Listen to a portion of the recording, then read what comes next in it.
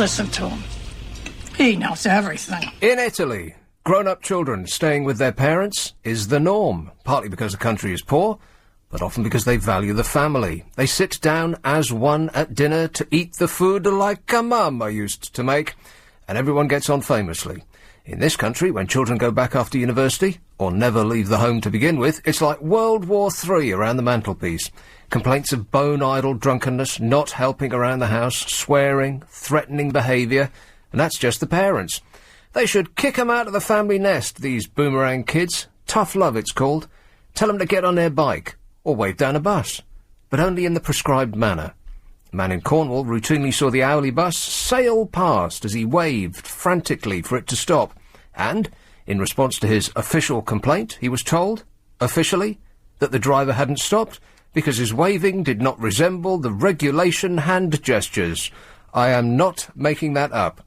As though he was standing in the middle of the countryside, at a bus stop, just to wave a cheery hello to brighten the bus driver's day. I've got a hand gesture for the bus company, and it's not officially recognised either. Perhaps the drivers were grumpy stay-at-homes and their parents had rubbed them up the wrong way. Speaking of which, Prince Charles is off on holiday, an official visit to the spectacular Caribbean, and he's just hired a little runaround to get him from island to island. It's a 245-foot yacht with hot and cold running champagne at a cost to you of £280,000 a week. He says he's chosen this mode of transport in consideration of the taxpayer as it's more economical than some others. And I think I speak on behalf of many of us when I say, Your Majesty, please, don't do us any more favours. You've seen pictures of that yacht. Oh, it must be great being a member of the royal family. No end of economies you can write off to the taxpayer and say, well, I'm just doing it for your good, you know. What a nerve. Can you believe it? I mean, they're just not even close to living in the real world. And of course, when you say things like that, you have to say, but I love the Queen. I think it's against the law to say anything negative about the royal family without saying, but I love the Queen. Yeah. But I love the Queen. She's doing a fantastic job. God bless you, ma'am. I almost said ma'am, but that's not correct, is it? It's very non-you to say ma'am. You must say ma'am. What? Do you stand for the national anthem? Don't be daft, lad. I think the last time I did stand for the national anthem, I must have been a child. Because they used to play it at the cinema. I think it was after the feature, which is what precipitated a mad rush for the exit as the credits started to roll, because nobody wanted to get caught short at the end, because then you got to stand there for that dreary funereal march. I mean, is there a worse national anthem in the world than ours? I mean, no wonder the Queen looks grumpy all the time. She's got to listen to that song over and over and over again. It makes you want to kill yourself. I can't believe Prince Charles doesn't get angry that people are singing songs about his mum. What a daft thing to say. So great to have you back. Thank you. 0845 6060 973 as we come to the end of what must have been one of the nicest days that February has ever seen. It was absolutely fantastic, and I heard the nice man on the news, the weather chap. Not that they know anything, weather people. They're making this stuff up. But he did say, so we can cling on to it with some hope, that this weekend was going to be spring-like. Ooh. That sounds nice, doesn't it? And there was a nice sky tonight, almost approximation of a sunset. It looked a delight out the window as I beavered away on this super show inside. I didn't see any of the outside, but in person, but through 2 panes of glass. Oh, looked lovely. I've got a million various different things. I've got the one thing I don't want to do. In fact, I'm not even going to mention it, just in case people start calling up and shouting at me. I'm not even going to mention the you-know-what. You know, the weird beard, what he said today. Any calls about that? Because there's no way of getting a happy result on that issue. It's just going to be a lot of people screaming and shouting. Really, come to this country, and, you know, all of that. No thanks. So I've got UFOs, very important news. How to evade a speeding fine Which I think is much, if I nutshell it for you, it's much the same way as avoiding those community service penalties. Just don't show up. Just don't pay it, and then they'll forget about it. It's the mugs like us, the law-abiding dopes like you and me, Raj, the people in the middle who pay all the tax, us fools, who also pay all the fines. The crims, perps, they're getting away with it by just by shrugging their shoulders and going, no, don't really want to do that, mate. And they can get away with it because nobody can be bothered to chase them up. Because they're making so much money off of chumps like us, who will gladly pay whatever we are fined. Makes you mad, don't it? There's a jet plane hoaxer. I might do that. And you know, when you're on a plane... OK, I'll do that right now. If you're going to take a jet plane, you have to be... You have to play it so straight. You almost have to tiptoe around the space waitress, because they are on maximum offence alert. And you can tell by the stories that keep coming out that they are drunk on power, because they didn't used to have this much power. Now, if anybody makes just like an off-colour remark, or they suggest something that they don't like, right, that's it. We're stopping the plane right now. You're not going to New York anymore. We're going to turn it around. We're going to land in Ireland, and we're going to arrest you. It's like you put anybody in uniform, and they immediately become a member of the Gestapo. Have I gone too far? A drunk air passenger who joked about a bomb in her handbag got, guess what? Community service, pick-up litter, which she wouldn't have to show up for because they're not checking. Or like a fine, which she wouldn't have to pay if she didn't want to, because no one's going to go and chase her anyway. No, she got 12 months in jail. What? For joking that she had a bomb in her bag. Not writing that there's a bomb on board in lipstick on the mirror of the bathroom on the plane. I've read that book. It doesn't turn out well. No, she just said... Anne Haswell, 34, told a stewardess who tried to stow her bag in a locker, she said, I'd be careful, there's a bomb in it. Which isn't, like, laugh-out-loud funny. But equally, it's not something to get stuck in jail for a year for. I mean, you can kill someone and not get jail for a year. Honestly, you can. If you do it with a car, they'll just, the judge will wave smilingly at you, as though he's trying to flag down a bus. And you'll saunter out the court completely free. It's an excellent way to kill people. I've got a list. I'm going to start this weekend. As soon as I fill the car up, because we're running a bit low on petrol at the moment, I've got about 22 miles left. I'll only get through 100 people. Anyway, Anne Haswell, 34, told a stewardess to try to stow her bag. I'd be careful, there's a bomb in it. As crew searched it, her pal called out, bang! See, this isn't funny either, except unless you're drunk, which I believe these people were. Now, if you see it written on the page, you might tut. I laughed. But you might tut. You might be forgiven for tutting, right? But not for throwing her in jail for a year. The whole world's gone crazy.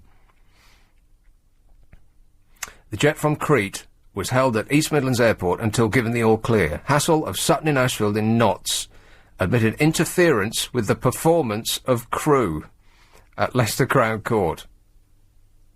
Not interfering with the crew. For that, you get an upgrade. Oh, upgrades. I've only ever been upgraded once in my life. Oh, it was so fantastic, I can barely put it into words. I've never turned left on entering a plane, except once. Well, twice, if you count the return trip. And that was when I was working at an other radio station, and the boss, who also happens to own an airline, he put in a special word. Marvellous. Are Global going to be buying any airlines soon? Wouldn't that be great? Oh, but it's like not flying. And they start serving you champagne. I've been upgraded 3 times. Right, that's nice. But we're talking about me. And the one thing that you do not want to drink in a pressurised cabin is booze with bubbles in it. Because as the air in the cabin gets pressurised, now, I'm straying into areas where I don't know what I'm talking about now, so I'll just press on regardless. The air actually expands, and that's an actual fact. Yeah. And if there's bubbles in you, and they expand, well, they have to come out somehow. Which is why they seat all of the first-class passengers at the front of the plane, where the oxygen comes in.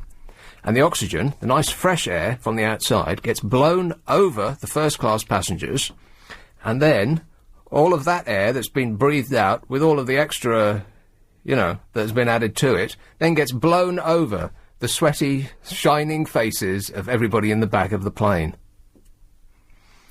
So that's the reason why you don't drink wine with fizz in it, unless you're sitting up the front, when you don't have to, breathe the consequences. It's a tip. Nick's travel clinic. I'm taking over from Carol. This is LBC 97.3 0845 6060 973. As we concentrate hard and press on, it's 7:44. LBC Travel with Alan Joyce. Thanks, Nick. And if you're heading onto the tube still... Anybody care what this guy thinks? No! It's a phone call, show, give us a tinkle, 0845 6060 973. For the longest while, I've been thinking that, the councils and the government in general are desperate for us to sort out all our rubbish. It's like plastic in one and cardboard in the other and glass here, and you have to put it out on certain days or they'll fine you. And in the back of my mind, I've always thought, they're just going to chuck it in the tip anyway. It's a giant pretense that they're actually going through with recycling all of this stuff. Massively expensive. Who can be bothered, right? So we'll make it look as though we're doing something, which is what this whole green thing is all about. How it looks, rather than actually saving the planet. Because, as I've said before, if we actually wanted to save the planet and reverse global warming, for which, by the way, we have to thank today and the weekend, super extra double nice, keep those patio heaters burning. But if we're really serious, then our lives would change immeasurably. No more central heating, no more flat-screen TVs. And I'll stop right there, because people have got their hands on their hips and they're going, what? So we're not really serious. We just want to make it look as though we're doing something. Well, come to find out, I was right all along. Residents carefully sorted their rubbish for recycling. Yeah, and you want to write that down, because that's just another instance in which I was right. In fact, don't bother. There's just too many instances in which I'm correct. I'm already on the second notebook. Residents carefully sorted their rubbish for recycling, and then looked on in disbelief as all their different boxes and bins were emptied into the same wagon. The 30 householders have separated their rubbish into a grey bin for regular waste, green for cans, and a blue bag for paper and card. And I don't do this, because I live in a big block of flats. We've got one bin that's labelled recycling, but you can put everything in it, which means it's just a rubbish bin, right? I mean, if you don't separate everything out, then it's just a rubbish bin. They can put the word recycling on the front of it and make it look like the council's doing something, but it's just a bin. And I'll say, just in case you were furious and shouting at the radio, that I don't separate all my stuff out, because there's no way of collecting it where I live. You just have to put it in. It breaks my heart every time I just chuck things mindlessly in the bin. Really, it's tearing me apart. But there's nothing I can do. So anyway, they sorted all their stuff out like good citizens, regular waste and cups and, not cups, cans and plastic and bottles and paper and all of that jazz. But Tony Hurley, 54, why does everybody have to have their age after their name? What difference does it make what age he is? If he was a woman, they'd tell us what his hair colour was as well. I mean, they're only just holding themselves back on measuring their busts. I wonder if Tony Hurley has, never mind. Anyway, Tony Hurley, who, if you were wondering, is 54, who photographed the bin man on his phone, said, I was horrified to see all my efforts wasted, as all the carefully sorted rubbish was dumped into one wagon. He and neighbouring householders face being ignored by dustmen, if they don't sort their waste out. They get a red sticker on their bins explaining they cannot be emptied because they contain the wrong type of rubbish. The whole world really has gone crazy, hasn't it? The wrong type of hand signals don't get the bus to stop for you, and the wrong type of rubbish in a little bag, and they won't take it away. You get a red sticker. It's surprising you don't get the belt.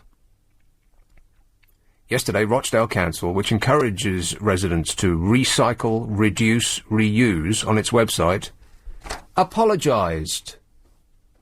So that's all right then. They said, I am very sorry that I screwed up. Totally I mean, I am so sorry. You just don't know how sorry I am. I'm sorry. Peter Cunningham is sorry.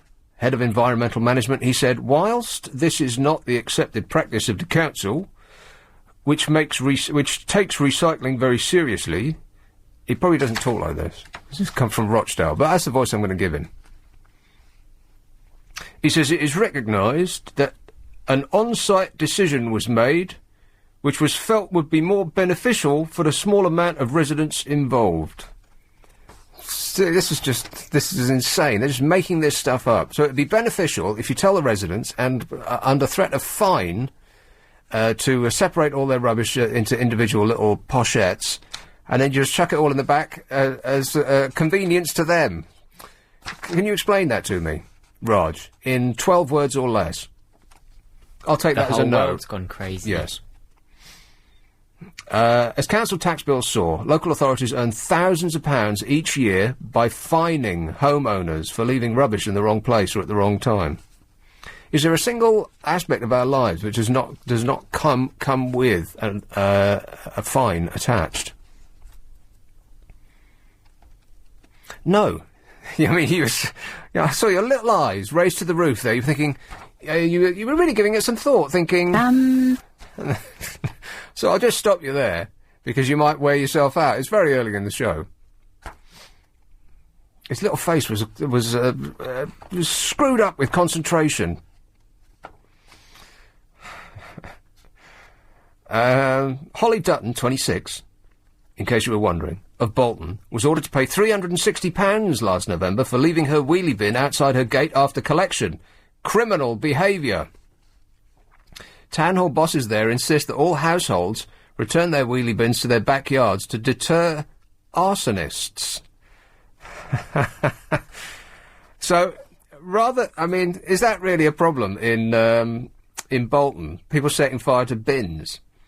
But don't you think it would be better to catch the people who are doing the arsoning, you know, those people that are arsoning about, as opposed to people who just forget to take their bins in? But we're going after the wrong people, surely. I mean, if you were caught setting your bin on fire, do you think that, or someone else's bin on fire, do you think you'd get fined 360 quid? Of course not. The judge, with fudge between his ears, would wave you a jolly hello as you trip lightly out the court, giving him the finger as you do it. It's just, I don't know. I mean, maybe I'll stop reading the newspapers because they're starting to upset me. Chiswick. Hello, Patrick. Oh, hi there. Patrick. Yeah, I learnt a salutary lesson about transatlantic drinking in business class. Oh, yeah. I was on a flight from Heathrow to Chicago, heading on for Phoenix in Arizona. Right. But I was held... What it was, I was taking advantage of the on-board drinks, yeah? Yes. And the last memory I had was of Greenland, you know, the ice cap or something. Oh, yeah. And I fell asleep in one of the toilets. Did you? How drunk were you? I don't know. All I remember was being woken up. I was in Chicago in FBI car, taken to a holding cell. But I spent 6 hours there. And they were checking through my baggage. Yeah. And I had a load of Cornish pasties in my bag. What? Yeah. Why? Because I love Cornish pasties. Oh, well, you should have said, mate. Now it makes perfect sense. And a bottle of whiskey as well. Right. But they put me in the holding cell for the 6 hours. Yeah. And in the meantime, by that time I'd sobered up anyway, I was drinking the whiskey and eating the Cornish pasties. As you do. As you would do. And then the FBI decided, they said to me originally, you're going straight back to England, yeah? Yes. And I broke down crying in tears. Oh. I said, I'm going to lose my job.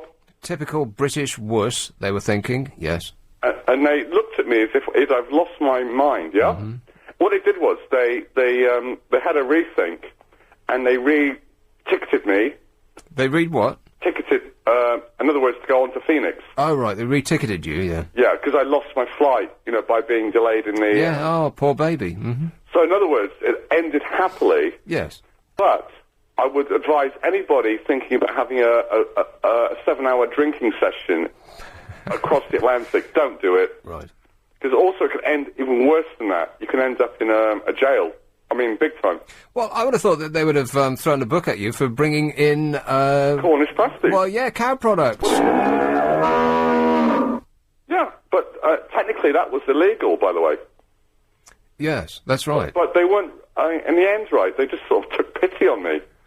Smuggling sweetmeats. I'm on about 3 pasties a day now, man. Anyway, I survived that, but I wouldn't recommend drinking on a short-haul flight to Spain, maybe, on a 2-hour flight, yeah. Because you could get really mullered on a 7-hour flight, but only halfway there if you only got a couple of hours to cram it all in. Yeah, you're right. Anyway, it's my salutary lesson, and I wouldn't do it again. I don't want to ever go into that, mess. Yes, quite right too. So I had to learn my lesson. I learned it almost the hard way, but not the hardest way. So what were you drinking on the flight? Whatever was... I started off with an in-flight meal, obviously. Yeah. Then with the wine. Then with some champagne. Plus I had some duty-free whiskey with me. Ooh, so yummy. So things... I'd only got maybe 2.5, 3 hours into the flight. All I remember was... you know where Greenland is? Yes. I remember thinking, isn't it beautiful? Then I passed out. That was the last I remember. You're out of your mind, Patrick. So it was wine, champagne, and whiskey. If you'd lit up a fag, your head would have exploded. Oh, also I'm a smoker, by the way. The fumes that must have come off you. No, I didn't smoke on the flight, though. No. Because then they'd have probably shot you. Yeah. I got close to getting into big trouble. But just by crying, I think I got myself out of it. Well, I'll remember that. Thanks a lot, Patrick. If ever you get in trouble in the then take an onion with you. Yeah, definitely. This is LBC 97.3. So they get smashed and, yes, chaos ensues. Right, so what are we doing? Carol, we are doing Boomerang Children. Does anybody in this audience have children that have left the home and then come back for one reason or another? I did that myself. And I think it's fair to say that you can never go back. 0845 6060 973.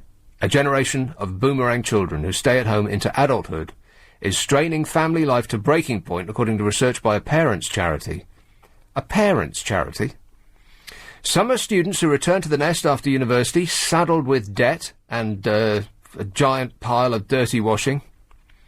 Others are simply unable to leave and stay into their 30s. Unable to leave. Why would you be unable to leave? Under what circumstance, apart from physical incapacity, would you be unable to leave until you're 30? That seems a bit, bizarre, lax on their part. Family homes can turn into battlegrounds as a result, with physical and verbal aggression rife, the report said yesterday. Parent Line Plus is what it is. Is that like a... What is that? Is that... it's a 24-hour helpline. If I just read ahead, it explains what it is. I am so stupid. The charity said that it receives more than 10,000 calls each year from parents worried about tensions with their adult offspring. One caller told the charity's 24-hour helpline, "Our home became a war ground of constant arguments about alcohol misuse, bad language and lack of respect for us and the home by our son." Well, I'm thinking, well, just tell him to get out. I mean, if someone is in your house disrespecting you, then kick him out the blooming door, no? A recent study found that the proportion of young adults who return home has risen from 25% in the 1950s to 46%. Blimey. 46%, that's practically half. I was drawing on my knowledge of arithmetic to work that out. Impressive, no? And while I'm doing a show at the same time, I'm multitasking, Raj. The report calls on government to give parents more information about benefits, grants and training opportunities. Oh, blimey, just get on with it. Get out and do something. Benefits and grants and training opportunities, and take them by the hand and treat them like they're 5.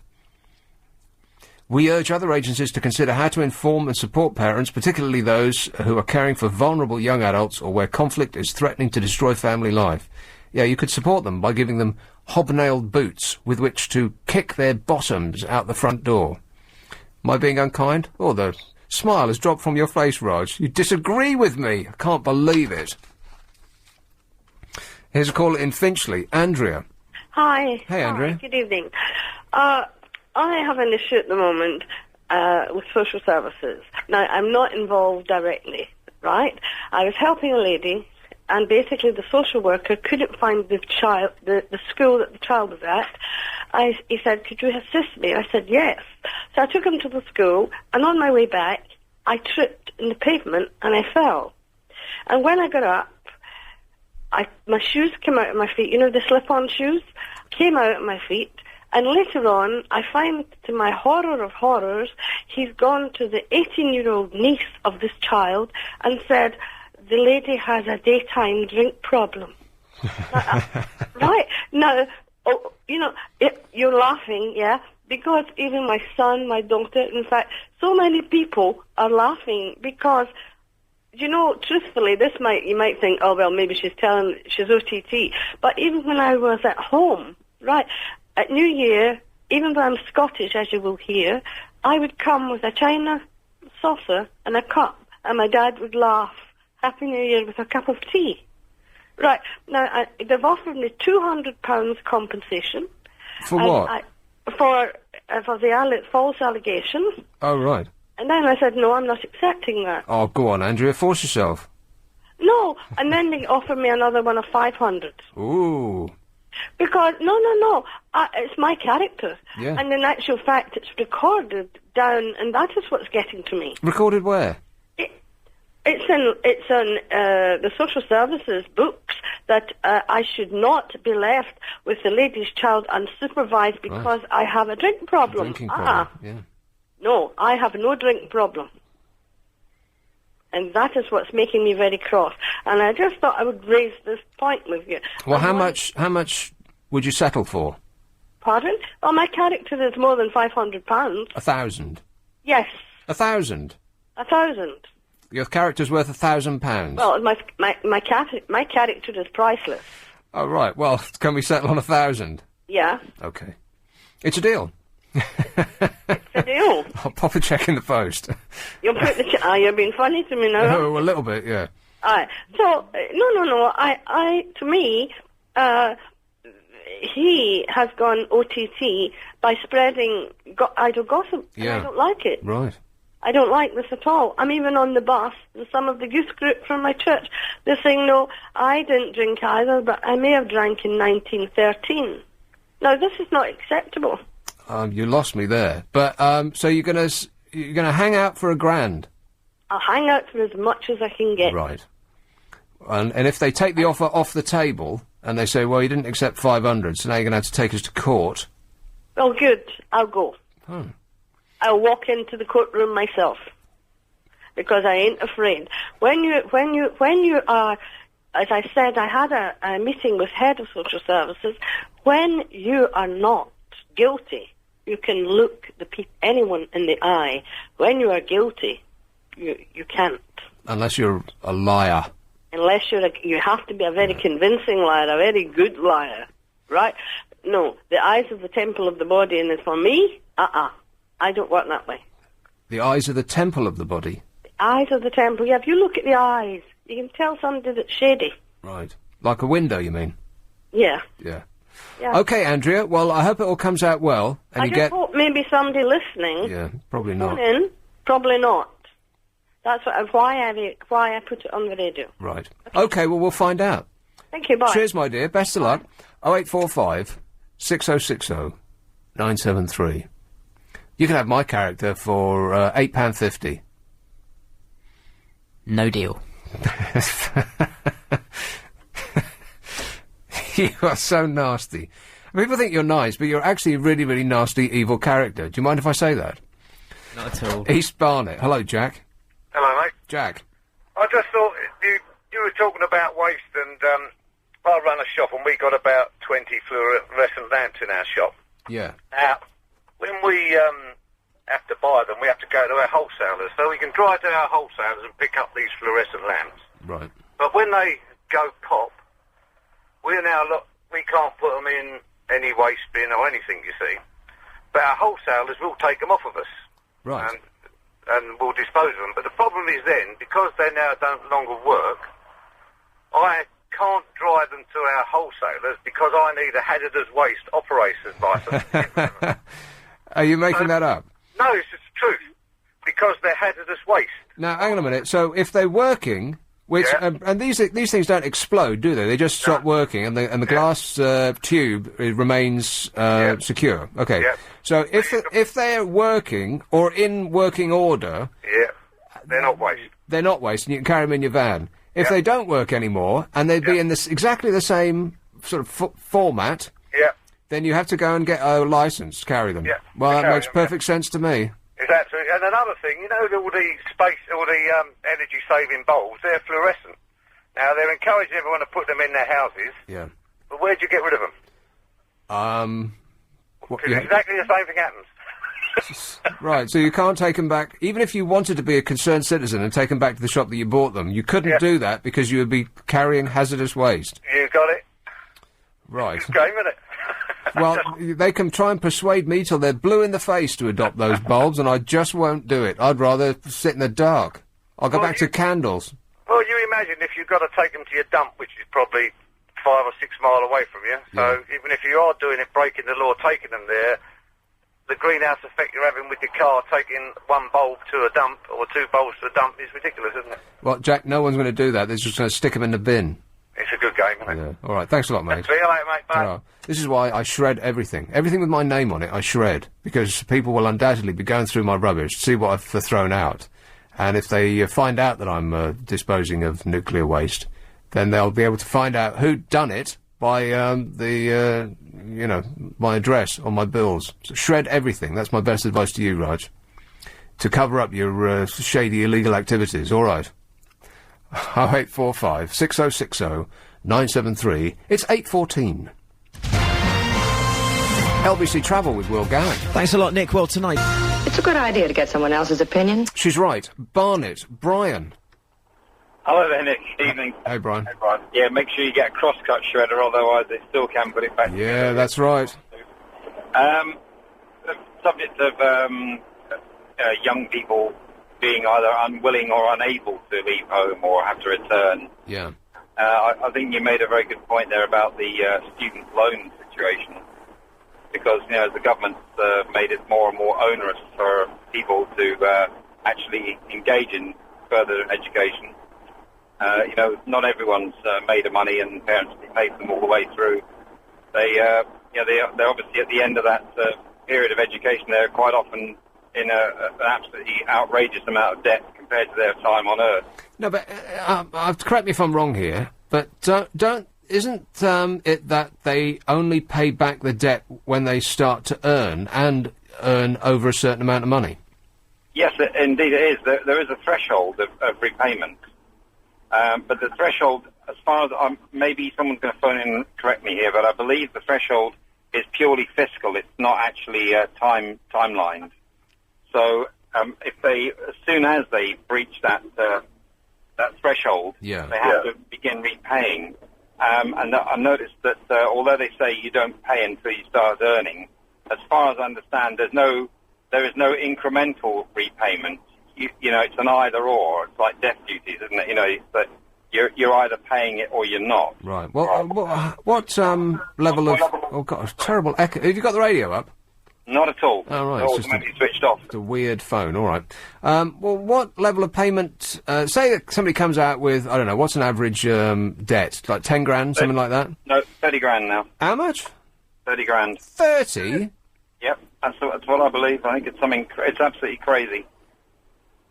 They can come out with huge debts now. What are they spending it on? What manner of drugs are they buying to rack up a 30 grand debt? They have to. If they're doing a 4-year course, Yeah. Ask yourself, how much would you spend just staying alive this day and age per year? I'm glad you asked me that. Well, it's not going to be $5 a year, is it? So they're coming out with very, very large amounts of debt, very onerous amounts of debt. Right. Well, I know that doctors do, because they have something like 7 or 8 years of studying to do, don't they? And it's all very expensive, and they have to buy books and things. But if you're doing media studies, then you can just... Well, you get an A just by showing up, right? Oh, I couldn't comment on that. I mean, I did psychology, and I bought 4 books in the 4 years that I did that subject. But then I am a shower. They could have just been very thick books. Yeah. But the point I'm trying to make is that if once they've come out of their studies with that amount of debt, then if they do earn enough money even to cross that threshold, so you might say they'd be able then to get some kind of share in a mortgage or like shared ownership. The point I'm making is that I think you touched on yourself is that then they have to begin repaying that debt anyway then. And if you're earning under that threshold, my point would be that I don't think you'd be able to, if you're living anywhere near a city centre, you're not going to be able to afford. There's been nothing affordable. When you look around at the average price of even a 1-bedroom flat, your annual income has to be, even if they will allow you 4 times your income, which is crazy anyway. Yeah. It just doesn't add up. I mean, but you know what? That's owning a home is a luxury, and it's only relatively recently that people were obsessed about doing that. And it's only in this country, really, and not many other countries on the face of the earth have an ownership rate as high as we do. That's part of that whole Thatcher revolution. That everybody decided that property was what you stuck all your cash in, and it was one long grinning gravy train to riches. But you can rent. I'm renting. Yeah. Well, you're right, because when in Spain, before they joined the EC, in Spain, home ownership was very low. Yeah. Very low indeed. And since they've joined the EC, home ownership has rocketed, but the standard of living for the average person in Spain has dropped dramatically. There is a real correlation between home ownership and standard of living, and it's not a good one. It's not the right way round. The higher the ratio of home ownership to properties per capita, the lower the standard of living. Well, I'm going to have to take your word for that, Brian, because I've got absolutely no idea. So I read about it 2 or 3 years ago. Just happened to read a very good article about it, and I found it very interesting. Right. It's wherever they have countries where there's a measurable difference in, say, the last 10 years of home ownership. Yeah. You're saying that here we're... Then it's in inverse... home ownership is in inverse proportion to the quality of life. But I wouldn't say that that's true of this country. No, I'm just saying where you get a rapid increase in home ownership. But we have had that here, surely.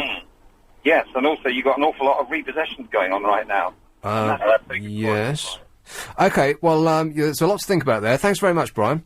Thank you. Cheers, mate. I do feel, though, that having done this myself, that, I went to university and then I came back home, that there is the comfort of the nest again is such that you virtually need a crowbar to prise yourself out of the house. There is no point at which you feel financially secure enough to go out because you're waiting for some sort of magical figure that you can't sort of write down that this is the amount that I'm waiting to accumulate before I leave. You're just waiting to feel more comfortable. And leaving the nest is not comfortable. I mean, look at the little chickens. Not chickens. They don't have nests, do they? Of all the birds I could have picked, I picked the wrong one. No, the little chicks when you see it on the Richard Attenborough programme, and they get chucked out the nest. They virtually get drop kicked by mum. And whether they can fly or not, they just hoist it out. It's not a happy experience. And we're no different to little humans are chickens too. Is this show making sense yet? No. Temple Fortune. Hello, Linda. Hello. I only caught the last few minutes of your conversations about student loans and grants or whatever, so I wasn't sure if this point has been covered. But it makes me really angry because the adverts and all the information to do with the student loans go on about, don't worry, you don't have to pay it back till you're earning a certain amount. What they don't tell you, and what a lot of people don't know, is that there is interest on the loan, and it starts from the minute that you leave university.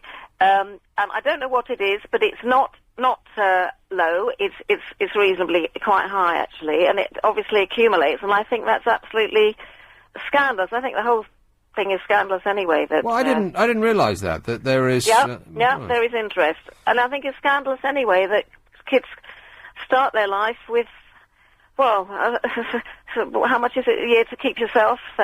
10,000, 20,000, and then you've got the fees on top. And this is not just media studies, of course. We need doctors and scientists and people who mend roads and, construction workers and everything. And I just think it's so, I can't think of the word of them, weaselly or whatever it is, to not, that they don't tell you about the interest. Right. Well, I'd be interested to know how much the interest is, because, of course, if there is no interest, then in real terms, the value of their loan is going down, because everything, inflation is going up. And so if they don't keep pace with inflation, then in real terms, the actual amount is being decreased. Did I get that right? Yes. Am I on air still? Yeah. Yeah. Sounds like you. I never thought of that, actually. You might, I like to think I can, an open mind or whatever it is, and you've got a point, actually. If they don't pay, interest on it, then they're paying less. Right. So they have to keep up in some way, because, I mean, say I'd borrowed £100 in 1900, which would have been a very great amount of money, and I decided not to pay it back until now, then, you could do it out of your spare change, couldn't you? Whereas in 1900, you could have bought a house. You could have bought Belgravia. There was another aspect, which maybe you think isn't that important, to the fact that there's no very few grants, for living grant, what are they called, so you can live while you, and that's that it was a good experience for kids at 18 to go off and live away from their parents. Yeah, absolutely. For 3 years and learn about life and everything. So now a lot of kids are having to stay with their parents while they do their degree. And as you then said, which is a whole other story and a whole other subject, often they don't want to leave, and it might not be just financial, but I think more than any other era now, kids are staying longer in the home, and it's not uncommon for kids in their 30s to still be at home. Yeah. Can I end on a joke? Go on, Ed. A joke? Yeah. I'm trying to think, actually, if it's relevant. I think it is, actually. I saw a birthday card, and there was a picture. It was obviously taken in the 50s, one of those cards in sepia. They turn into a birthday card, and it was a whole group of people sitting around, and a couple of them, there was a couple sitting in the middle that were sort of younger than the other people that were older, others that were older. And it said, you should live with your parents until you can move in with your children. Right. You don't think that's funny? Well, it depends how much the card was. Was it more than £1? I thought that was very funny. All right. Live with your parents until you can move in with your children. Thanks a lot, Linda. Okay, Cheers, bye. Minnie. Ta-ra. We do like to have a laugh on this show, don't we? No. No, that's right, no. Yes, there's a lot of, there's like a blizzard of information on these last two calls. I feel like I'm swimming. So I want you to recap everything that we just heard. In 10 seconds. Student loans are quite expensive, and they do have interest, and you need to pay them back once you earn over a certain amount. I am happy to say that I think I was the last set of students who went through completely free. I think everyone who came through after me had to pay something. But we were just sitting under a waterfall of cash as students when I went through. It was great. I thoroughly recommend you build a time machine and go back to the 1980s. Go through university then. Because I think that most people go through university for just the same reasons that me and the slackers that I went through did, to have a laugh. Get drunk, loon about, and, just waste time. It's the social life is the thing, particularly if you're doing a wishy-washy subject like, wishy-washy. I'm sure you can get a degree in that. Psychology, philosophy, and all these silly things that people do now, like sitting. People get a BSc in sitting. It's crazy to me, but, you want to go spend 3-4 years doing that, then you probably have a great time, because going to uni is a lot of fun. If you enjoy it. If it's not, then it's a living hell. But that's the reason why people go, I think, but particularly if it's not a subject that will get you directly into work. So there's reason to charge people to do that, right? Or not. This is LBC. This. London's biggest conversation, 0845 6060 973. We'll go away for the new news and come right back. Tell me that this is your act? Do you know how to get out of paying a speeding fine? Simply don't pay it. It's as simple as that. 200,000 speeding drivers have escaped prosecution in London in the past year, figures showed today. Less than half of the 360,000 motorists caught by speed cameras paid the £60 fine, while the remaining 205,000 either refused to pay or hid from the law. Yet once again, it's just us, legal, decent, honest and true dopes in the middle who are propping up everybody else. The figures from the London Safety Camera Partnership compare poorly with other areas such as Kent and Bedfordshire, where all the honest people live, which boast a 100% prosecution rate. Politicians today blame the figure on poor government records and an increase in the number of false number plates being used. False number plates. It comes to something when you've got, like, mass, public... Oh, no, what's the phrase? Where loads of people don't obey the law. Mass, what's it? Disobedience. Yeah, all right. Yeah, disobedience. No, it's diso-something. But we'll go with disobedience, because it's a live show, and we've got to keep moving on, We can't just sit around and wait for my brain to keep up. Like that. The false number plates. Mass disobedience. It's something. But like I said, we'll move on. I got caught again, can you believe it? In the same trap. Using false number plates makes motorists harder to trace. They also blame the system for failing to set aside court time for speeding drivers, allowing thousands of offenders to get off by simply refusing to pay. Well, we should try that one time. Like these non-doms. There was another thing in the paper today about non-domiciles. A double-page spread, I think it was in the Evening Standard today, from their business editor, who was furious that the very idea of taxing people who make millions and billions of pounds, all these, the bigwigs in the city, saying that if we are so presumptuous as to ask them for some tax, they'll leave. So we don't want to do that, do we? I can't get my head around this. I'm staggered by this. If I said I don't want to pay tax this year, or I'll get on a jet plane and leave the country, I mean, how do you think that would be received by the Treasury? They'd probably kill me. Let's have. Honestly, really, try and explain that to me. That we can't touch them. We must let them continue to act like it's a bloomin' Wild West out there and not pay any tax, or at most 10% on their earnings, or they'll up and leave. So we don't want to bother them. I mean, it's just unbelievable. Notting Hill. Hello, Robert. Hello, how are you? Good, thanks. Okay, a couple of things that you may be interested in. I think the word you're looking for is passive resistance. No. Nice try, though. Gandhi did it without firing a bullet. Anyway, the lady that was having a problem with being libeled or slandered. Yes. Slander is written, libel is, of course, spoken. Right. Slander can be criminal, but libel is civil. She can take online, go to the small claims court, file for free for £5,000. File for free? Yep. For £5,000? File online. They're trying to speed it up, and you can file on civil cases. There's no fee. on either side. Well, what's the £5,000 part? Damages. Oh, you might win $5,000. Yes, sir. But isn't this the problem? Isn't this what's turned America into like a swivel-eyed, loony place, and is doing the same here? All these people who are suing everyone at the drop of a hat in every conceivable area. But if you are genuinely libeled, she has a right to compensation for that. Well, yeah, I suppose so. But, you know, if we were having this conversation 10 years ago, then it would have seemed crazy to go through the courts. If the truth is known, there are 500,000 prosecutions for TV licenses every year. And if the courts, when they want to unclog the courts, I think they need to change the licensing system. Right.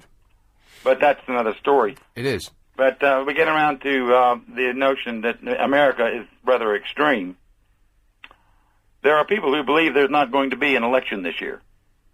What?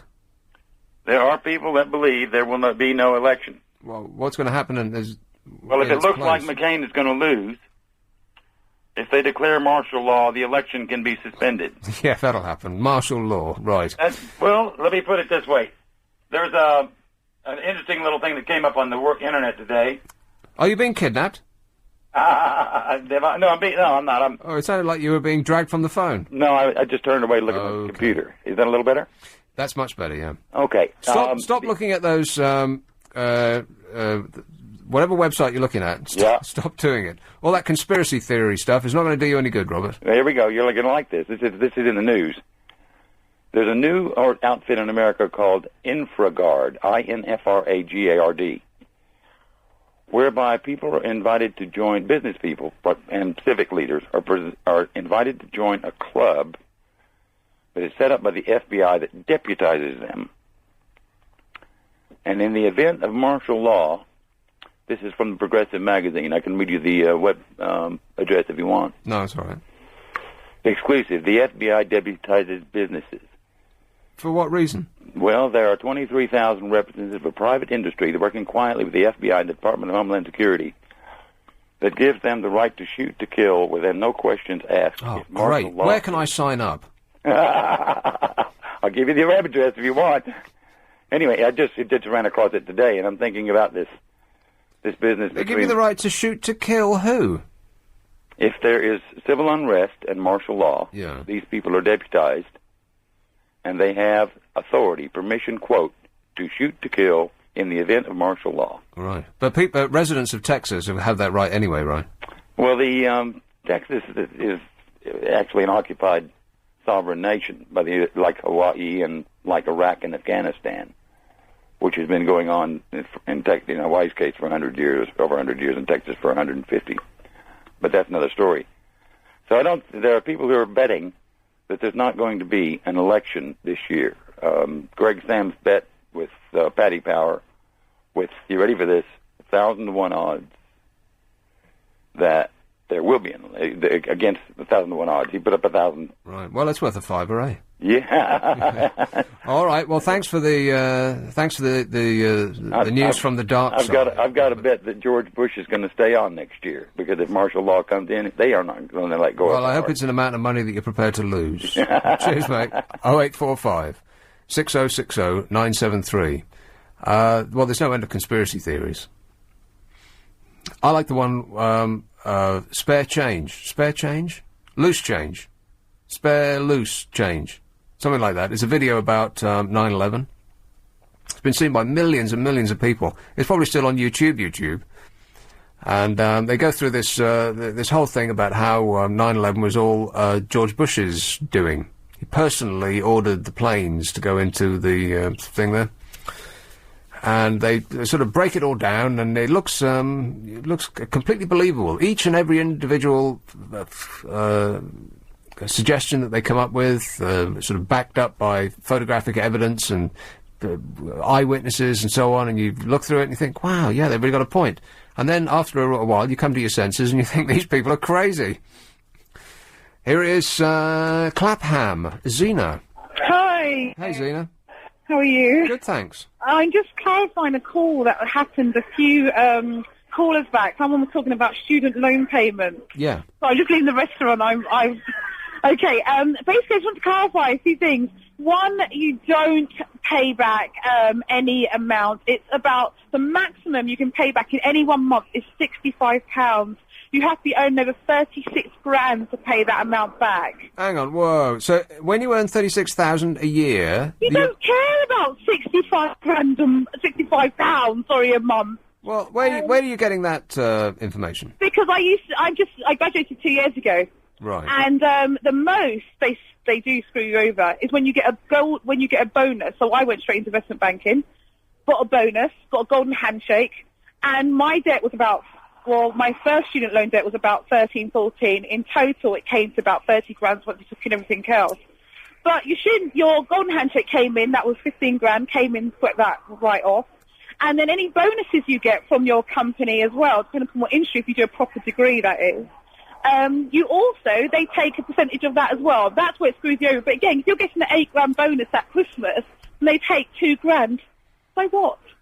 This is all fantasy money to us. We're sitting here with our mouths open, Zena. Oh, okay, I think we're in the wrong business. I think you are. Yeah. But, no, I mean, in all honesty, so if you're a normal person, and they only take the first 10% of 10 grand of your money. So, if you're earning 16 grand, they're only going to work it out based upon 6 grand. The first 10 grand is not even counted. So the most you pay back is like 25 quid a month. It's nothing. Right. And if you're really smart and you move jobs quite a bit, which is what I've done, they actually forget about you. Huh. They lose track of you. The revenue system can't keep up, and it loses track of you. You're under the radar, eh? I know, I'm a bit worried now. I'm going to get a big bill saying I owe them loads of money. Yeah, what's your second name? Don't say it. I'm not telling you that. But yeah, in all honesty, it's really nothing to worry about. I just don't want students out there to be discouraged, those who go into university. I don't come from a privileged background or anything like that. I don't want people to be discouraged by it, because there's nothing to be discouraged about. You're going to come out and earn good money as long as you do a good degree, i.e. don't do health and social care and media studies. Right. Well, yeah, exactly. So what's on the menu? What have you ordered this evening? I'm actually in a really cheap place. I'm in Nando's. Actually, I should say that. Zena, someone of your standing... I'm hungry and I can't be bothered with all that kind of stuff. I'm just going to meet a few friends, go Nando's, and then quickly go to cinema. Oh, lovely. What are you going to see? Some chick flick, I bet. No, hell no. No, it has to be something fast and action. Had a busy week, I'm tired. Right. If I go and see anything really soppy and lovey-dovey, I'm just going to get really bored and fall asleep. So, car chases and explosions, right? Loads of car chases, explosions, pimps, drugs, that kind of stuff. Anything that keeps you kind of, going, really. Right, so anything with Meryl Streep is right out. Well, have a nice night, Zena. Thank you. Cheers. Okay, bye-bye. Ta-ra. Oh, we can only dream of having a golden handshake, isn't that right? The best I've got is a lead goodbye. It's 8:44. LBC Travel with Will Gowing. Thanks a lot, Nick. Just getting news into problems now. Everything is going extremely well. You bet your life it is. 0845 6060 973. And there's this story about the 200,000 drivers who evade speed camera justice by just not paying. I had no idea that was an option. There's a little story at the end that says... Parking wardens who issue too many tickets in Islington are being given lessons in common sense. A combination of role-play, computer presentations and speeches are used to get wardens to think before targeting drivers. Oh, come off it. Who are they trying to kid? If they issue too many tickets, they're giving lessons in common sense. Right. Let's have a new whore, Henry. Hi there, Nick. Hey, Henry. Hey, you were talking about rubbish disposal earlier on. Yeah. Well, you know how people go along to the bottle bank and you have to put your white bottle in that one, your green one in that one, your brown one in that one, yeah. They just dump them all in the same thing. That wouldn't surprise me at all. And I've heard on the radio here, this guy who is a truck driver, and he said that what he did was he drove like a truck full of crushed plastic to Tilbury so it could be taken off, I don't know, China or Africa or somewhere, so they could just burn it over there. Because we don't have the facilities here to recycle. It's all a myth. What's all a myth? The recycling Well, I thought this, but then I thought, no, that's crazy. Why would they go to all the effort to fine people for not putting plastic in a separate bag if they're just going to chuck it all in the skip anyway? Well, and I thought, but I don't really believe they're going to sort it out. And so I know for a fact that they send all our carrier bags to China for those support people to sift through and melt back down or whatever it is they do. It's so easy just to fine people for nothing, isn't it? Well, yes. It's so easy when you can just chuck everything in a hole in the ground, or send it to another continent to be, to like ruin their atmosphere over there. And that's exactly what is happening in China, because it's all sort of bleeding into the water supply, and many of them have 3 ears. Yeah, it's an actual fact. How super duper that is. But also, if they burn it over there, of course, we think, oh well, out of sight, out of mind. It's not going to affect us anymore. But if you look at us from space, Earth is a very small planet, and it is almost completely round. And so, if they burn it in China, we'll be smelling it, and our eyes are going to be going crossed over here, shortly. Well, you've gone quiet. You know that lady that you spoke to earlier on who said she fell over her slippers? Yeah. I thought you were a bit rude to her. Did you?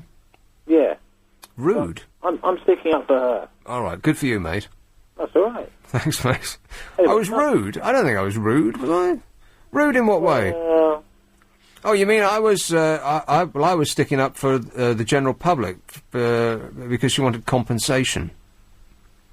Is that what you mean? Or is it not worth getting to the bottom of? No, because I don't think... I don't know. This compensation culture is a disgusting thing. It's got out of hand, yeah. I think maybe that's what the point that I was... where I was coming from. But I don't think I was rude. I think you got that wrong. There's maybe something wrong with your radio. Oh, maybe there's something wrong with the way it's played it. Anyway.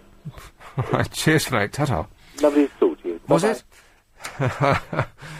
Plasto. Fugia. Hello, Nick. Hi. How are you? The previous caller, I don't know where she got that figure from about student grants and about £36,000 threshold. It's £15,000 threshold, and then you pay anything above that, you pay 11%. How much? 9%. 9% anything above £15,000. So hang on a minute. 9%. What do you mean? You pay above so if you say, for example, you're earning £30,000. Yeah.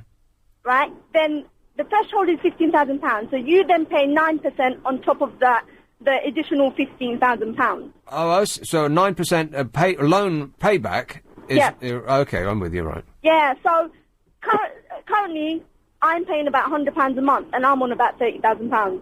Well, so I don't know where she got this £65. That seems reasonable, isn't it? Yeah, it does seem reasonable. And another caller said previously about the interest rate. This year it's 4.8%. It's linked to the retail price index. Right.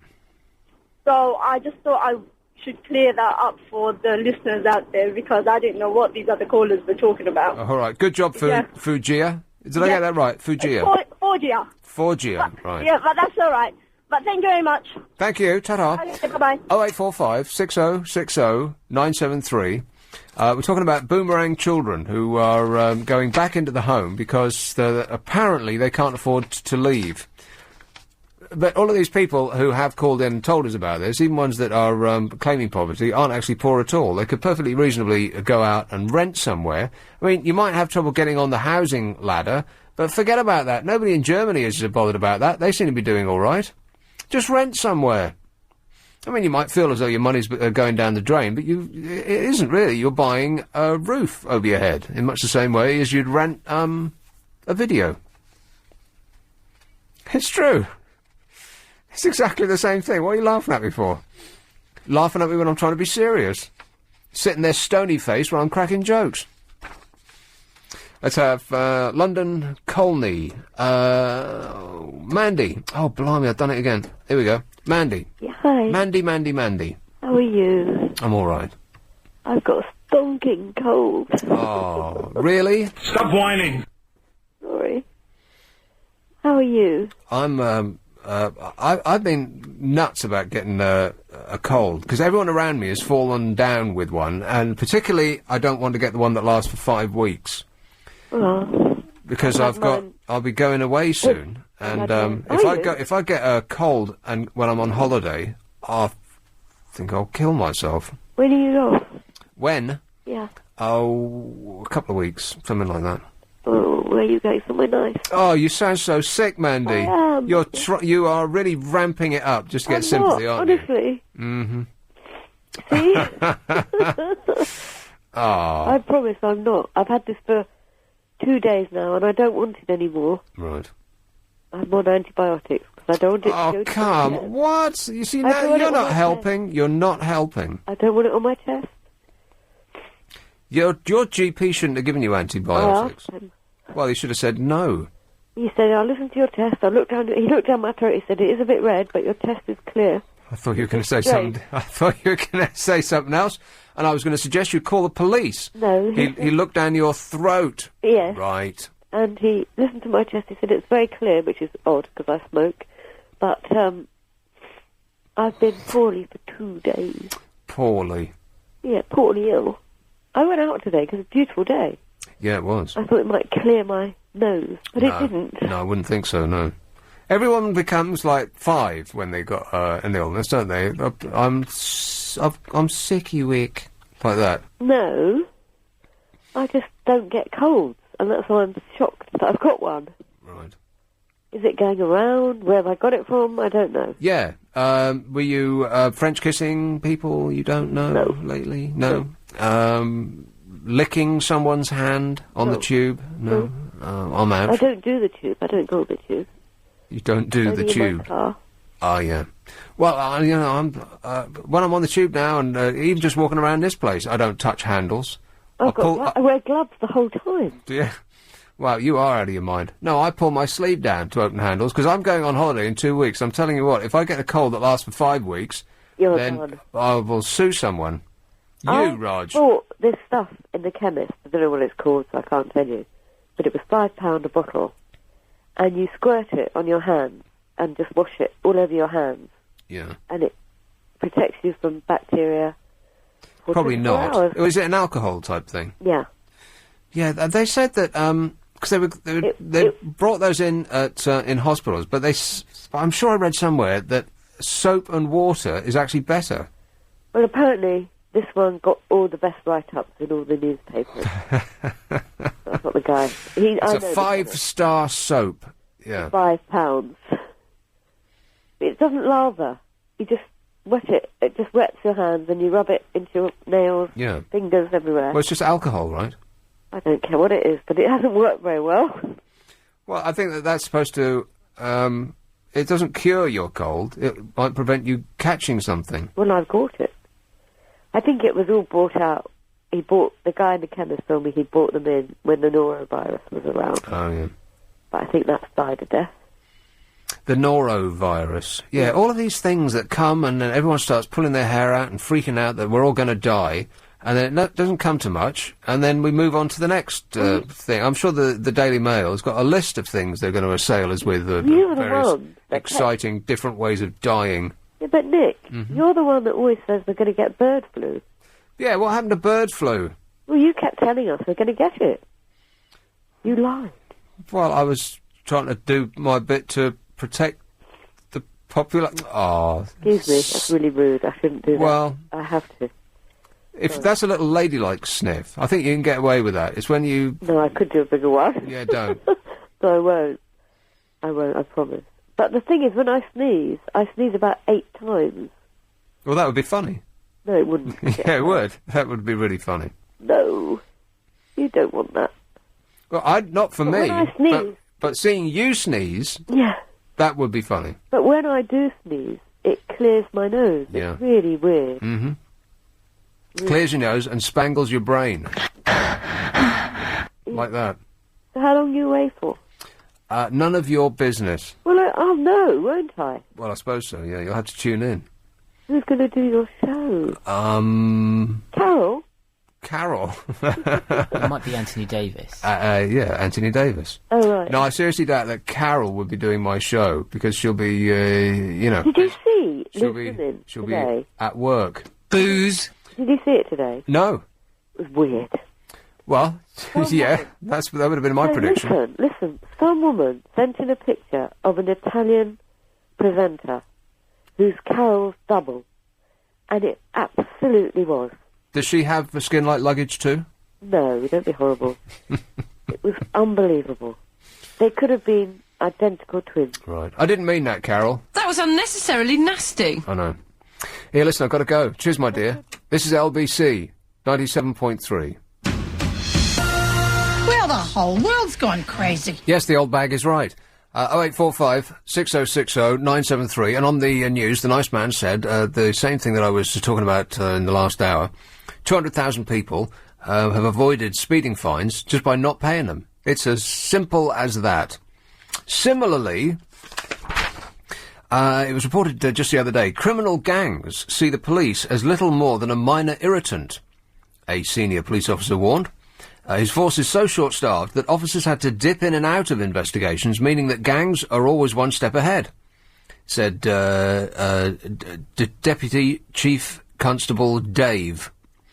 He said 10 to 20 violent and organised groups operated in the country, yet arrests had fallen, not because officers were less productive, but because there were simply too few of them to cope with the burgeoning gang culture. He said, "My fear is that to these people the police are a minor irritant to their criminal activities, almost an irrelevance."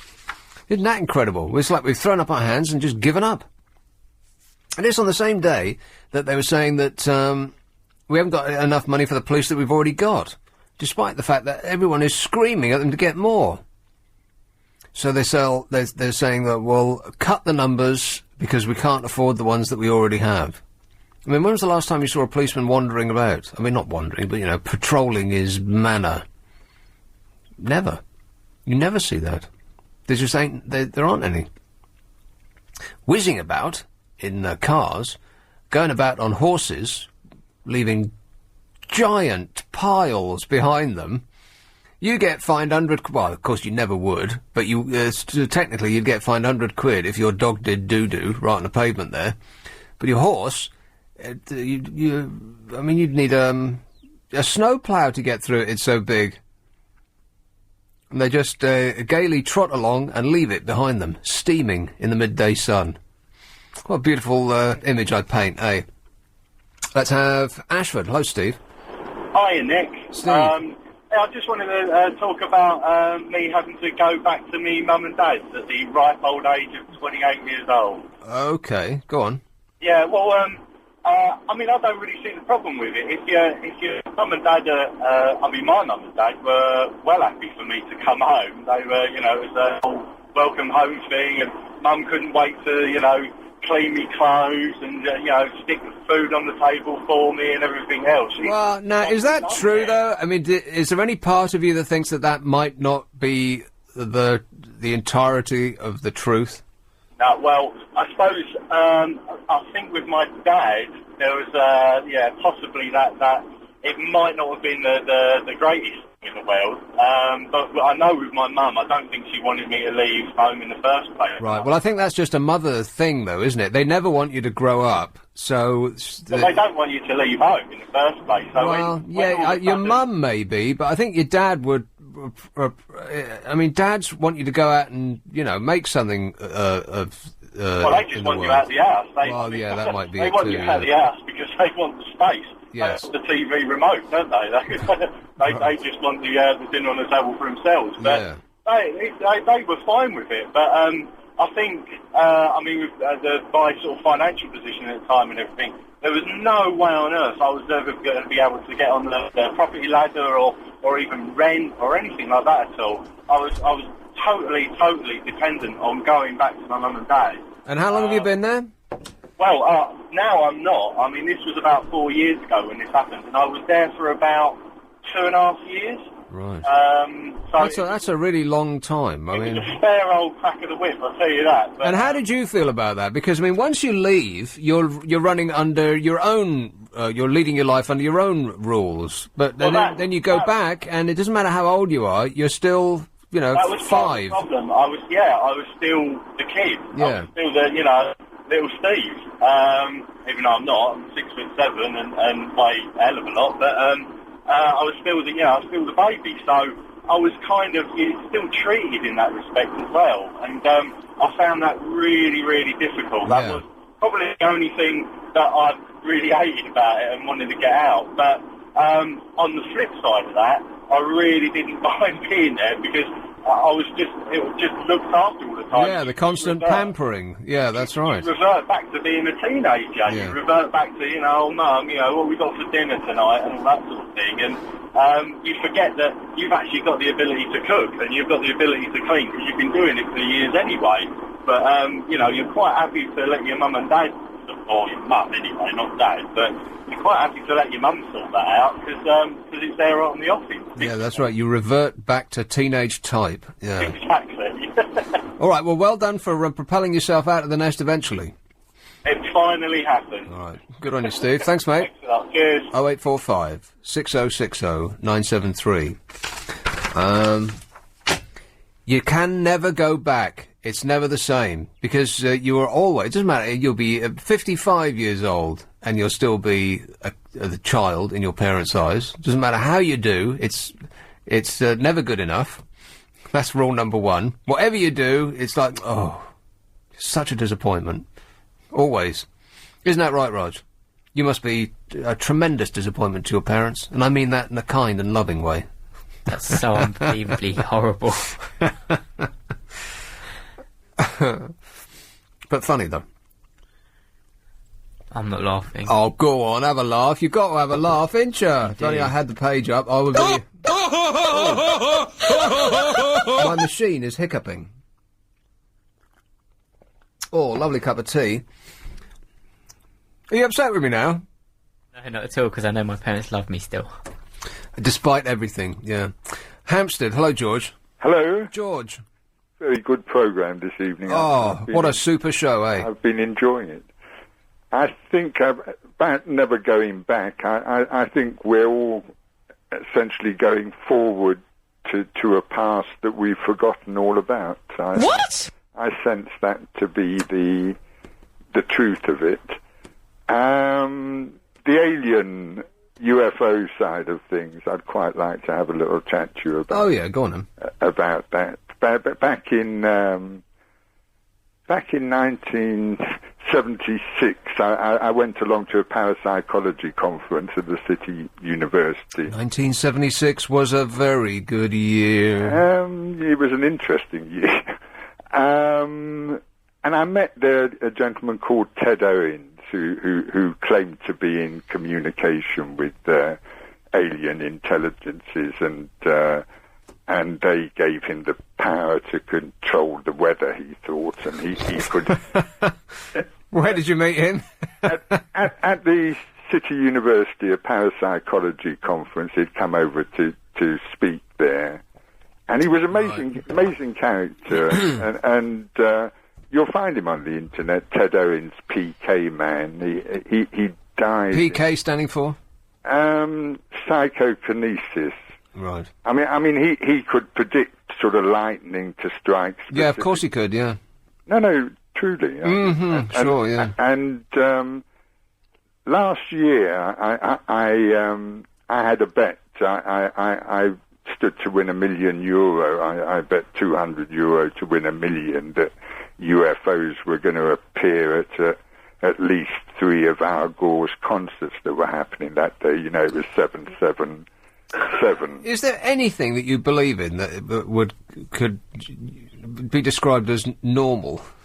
Oh no! I back in 1976, for a period of time, that I did have sort of alien voices speaking in my head. Well, I don't doubt that, George. And I spent 7 years trying to write a book about what I experienced at that time. I've had no experience on that level since that time. Pills kicked in, did they?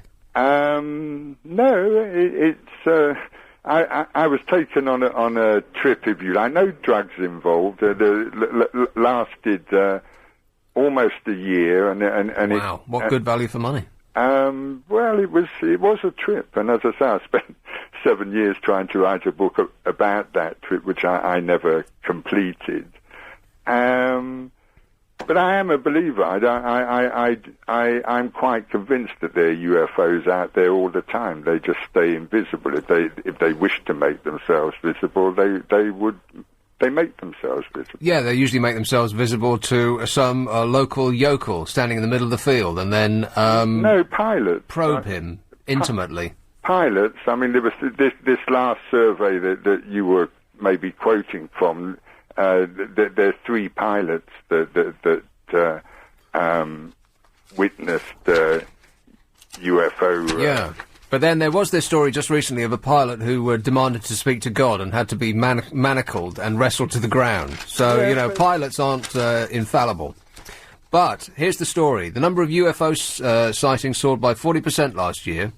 Honestly, George, what on earth possessed you to waste £200 on a bet that aliens would show up at Al Gore's gigs? Oh, no, it was the best bet I've ever had. I mean, I had months of being able to imagine that I could actually win this bet, and I know I could have won the bet. All they had to do was make themselves visible. Yeah. I'm totally convinced they were there at the concerts, but they No, you're not. Yes, I am. Oh, get out. No, I believe we're all being filmed and recorded. I believe everything we do is being filmed and recorded and beamed around the universe. I think I bet there's a microphone in this studio. Of course there is. But I think every one of us is like a TV channel, and out there they tune in to whichever of us they wish to be tuned into. Yeah, and they'll be there with the remote control going...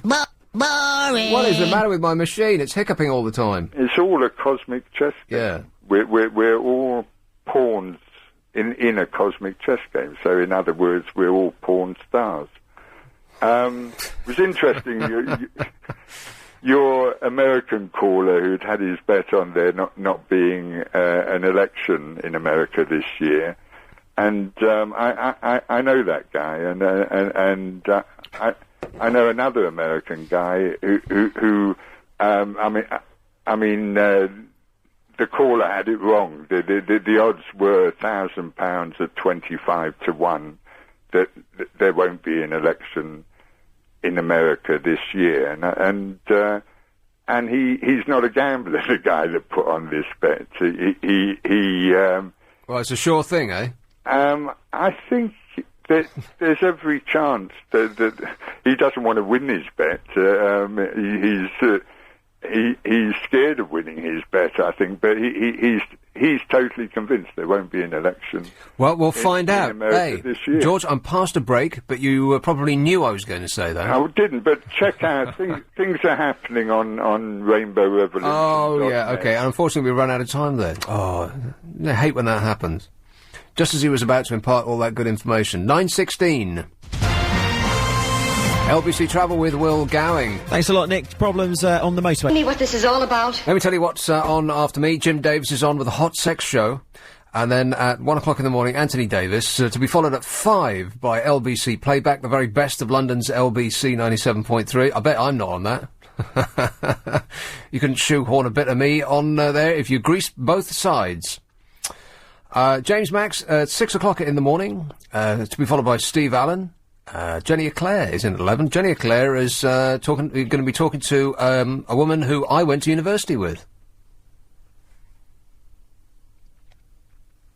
Not remotely interested. I know who it is. Click it back. I want to read the rest of it. Not helping at all.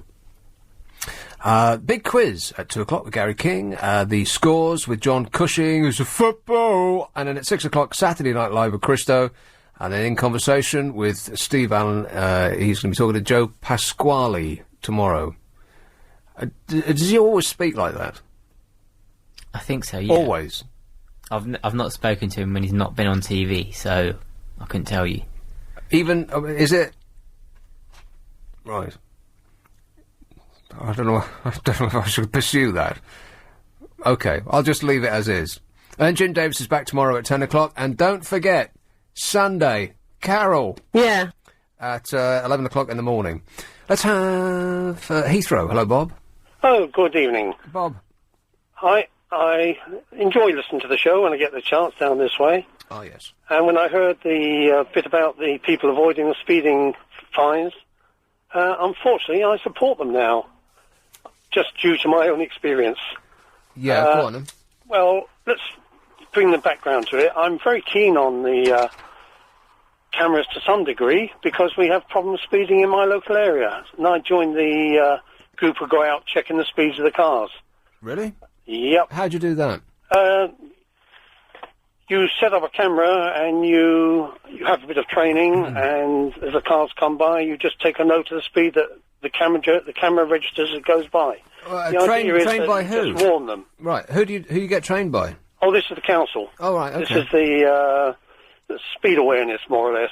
Right. Now this is in like a very residential area where people are charging through, and kids are playing in the street. Okay, perfectly reasonable. Carry on. Yeah, it is. After a time, they're not fined. They're just warned. And if you see the same people, as you tend to after a time, you realise majority of people are fine. It's the same idiots who you find going by. Yeah. Regardless of all that, I've done that for about 2 years.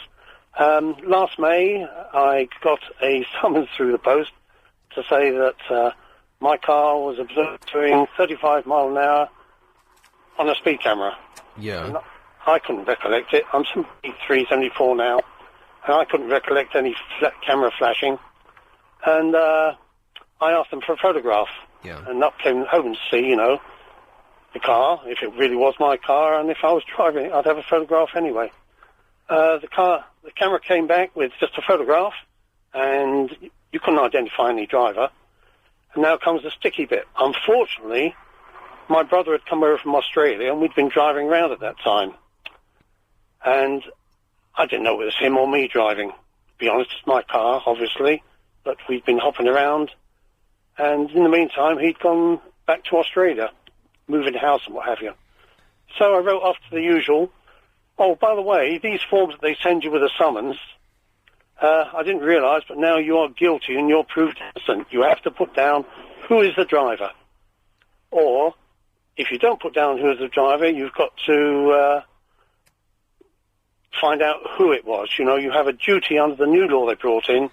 That must. But I can remember a policeman got off on that technicality that they said, oh, well, we know that it was one of our cars, but we don't know who was actually driving it at the time, and so they just got off scot-free, right? No, he wouldn't, I'm afraid. They brought the law in, and anyway, my big problem is I have short-term memory, and I couldn't remember if it was my brother or me. If he'd been here, we'd have probably sorted it between us and said, well, Bob, I'll take it, or you But, Bob, it's your car, though. You're responsible, right? Exactly. Well, that is the whole thing. Yeah. You are proved guilty. Yeah. If they then said, if it is your car, right, you pay for it. Fair enough, you know where you stand. Yes. So then, what's in the that problem, case, then? if anything, I would have gone along with that, but I would have wanted to know that camera was accurate. 35 miles an hour, I happen to know the camera, and as I'm sure you're aware, these cameras are not that accurate. I've worked on electronic gear for many, many years.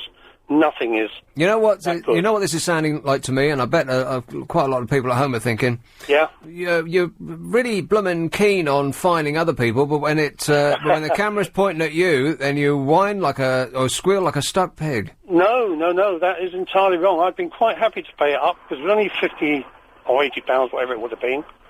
But with all the news we hear about these cameras not being accurate and all the rest of it, as you know, some people have got off with it because they could prove that the cameras were not accurate. Bob, people are getting off with it by just not paying. I know they are. That's what I say. But now how should I say, when I realise the way the law has gone full out to say you are guilty, now prove you're innocent. Yes, it always used to be the other way around. Mm-hmm. That really is the thing that gets me. You are now guilty. This is when they changed the law in England. Well, you know what? If they had to prove, if it was the other way around, then it would just take too much time. So the assumption is that if you got caught, red-handed, as it were, If your car is... then, I agree entirely. Right. But if you're relying upon equipment, then if it had been a picture of me, yeah, great.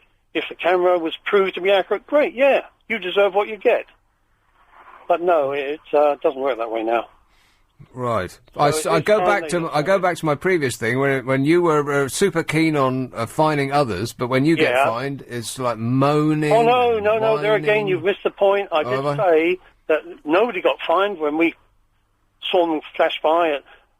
We didn't do anything above unless it was over 35 mile an hour. Okay. And even then, it was only a note would go to them to say, you were doing this. Yeah, we know where you live, that sort of thing. Basically, yeah. So you just watch it, because everybody, I'm sure you realise, everybody at some time speeds, even accidentally running down a hill. Of course, everybody does that. Yeah, that's the point, Bob. Yeah, everybody speeds at some point or another. Now, when I've delved into it so much, you realise that it hasn't become a safety thing. It's a money thing now. Well, yeah, I think that's generally accepted by everyone apart from the people that are running the scheme. True, Bob, I've got to go, Bob. But thanks very much. All right, best of luck. Just a quickie warning for your guest. Go on, then. It cost me £300 odd for that. Where if I just pleaded guilty right at the start, it would have cost me the 80. Huh.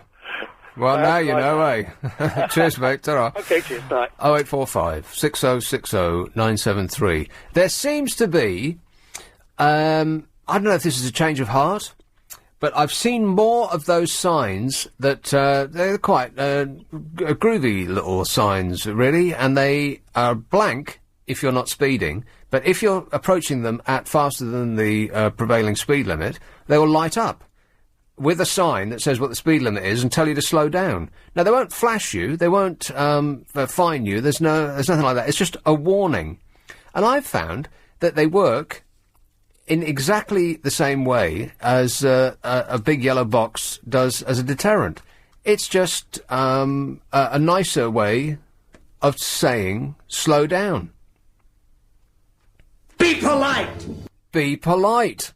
It works. This is LBC 97.3. This is LBC. Is it that time already? Doesn't time fly when you're out your mind? What?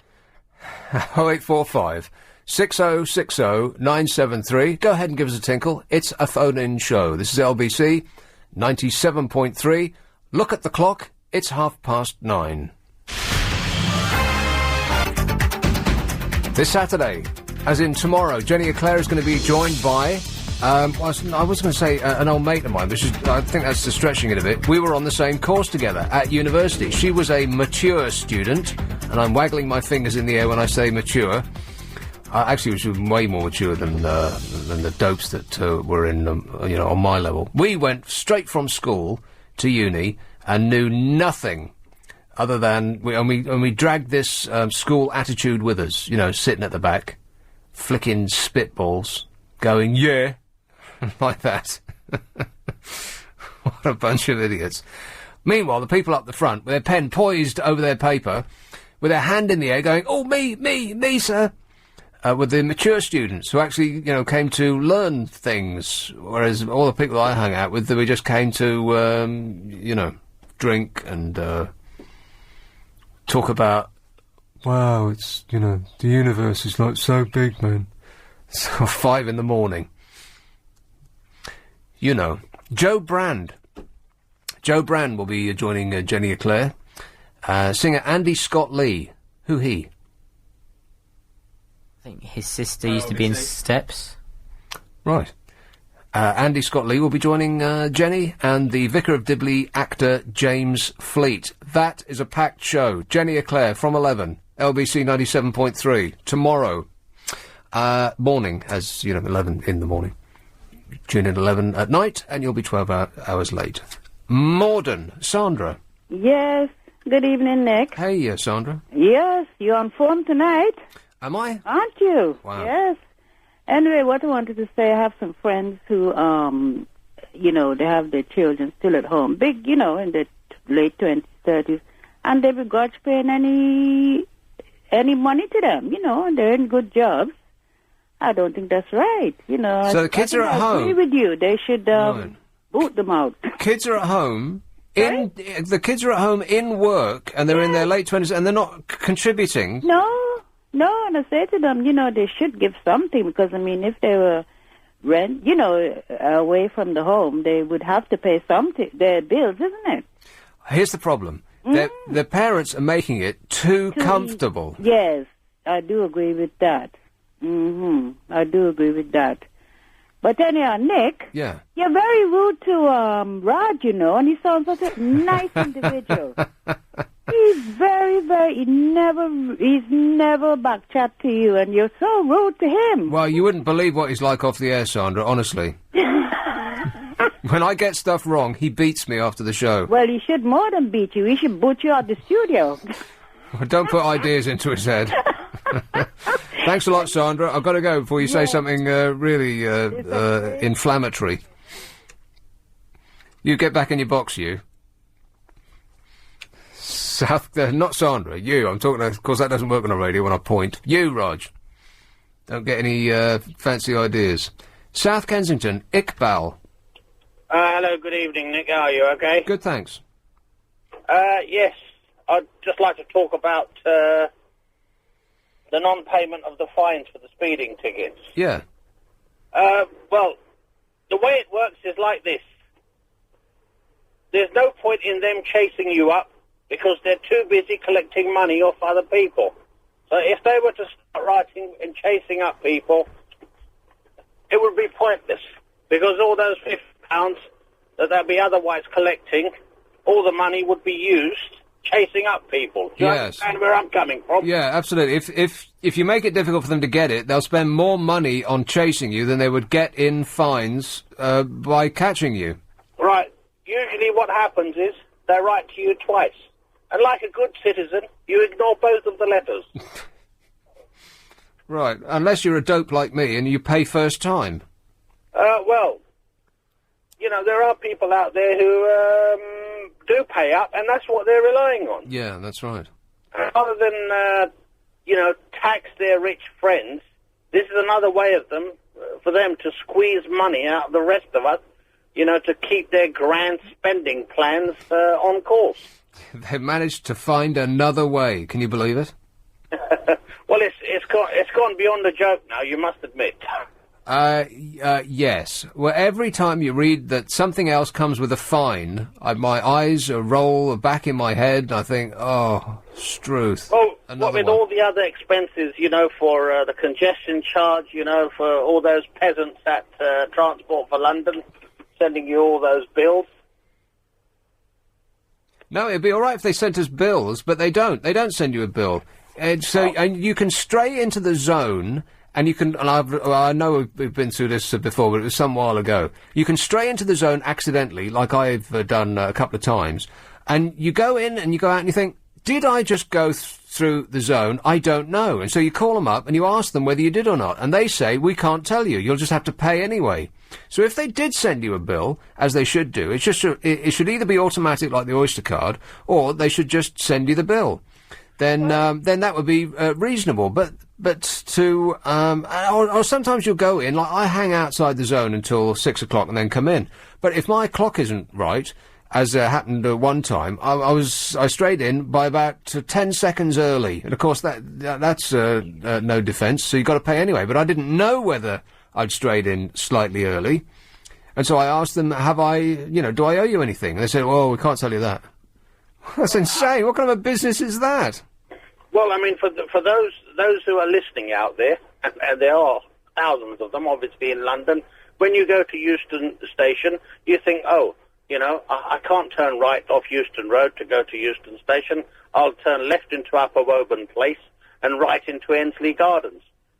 They've clocked you straight away. And that's the only way to get to that station if you're going from east to west. That's from King's Cross towards Euston.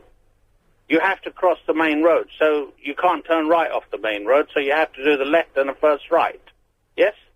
It's such a long time since I've been up that revolting area of town that I can't remember.